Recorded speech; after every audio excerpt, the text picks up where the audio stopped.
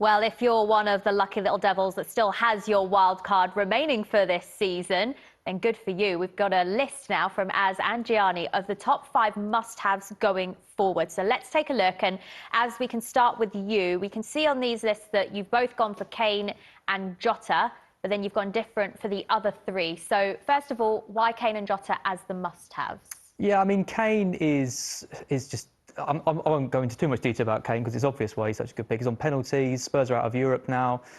He's the best striker in the league. The worry is kind of where his position he plays, but I still think he's important for the end of the season. Jota's really interesting because obviously Salah hasn't scored now in 5 games, has been quite off form. Mane as well hasn't really been hitting the heights, and now he's back from injury. I think that he's the one that could spark Liverpool and kind of get them going again as they kind of go for the top 4. He's also a great price as well at 6.7. Other players, I mean, Azpilicueta, we talked about Chelsea's defence, just really solid. I like the fact he's the captain. I think that adds a bit more security to his starts.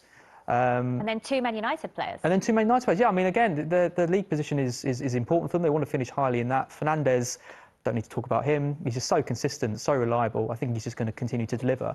But Luke Shaw, I mean, talk about players who have performed this season. You look at Lingard and his kind of redemption. I think Shaw's in that same bracket. And I think he's created the most chances in the league alongside Cresswell as well. So the clean sheets have been coming more for United. And I'm quite looking forward to having him in my team. All right. Gianni, your list also includes Kane and Jota, as we've heard. You've gone Rudiger and Antonio and Rafinha as your 3 other must-haves. Yeah, it's more for me been about targeting teams' defence or teams' attack rather than necessarily the players. So with Rudiger, I want to target Chelsea defence. And yeah, Azpilicueta is obviously a brilliant option and will get as many minutes, if not more, than Rudiger. I expect them both maybe to miss 1 or 2 games with Chelsea's involvement in cup competitions. But Rudiger's the cheaper of the 2 and, you know, perhaps more dangerous at set pieces as well.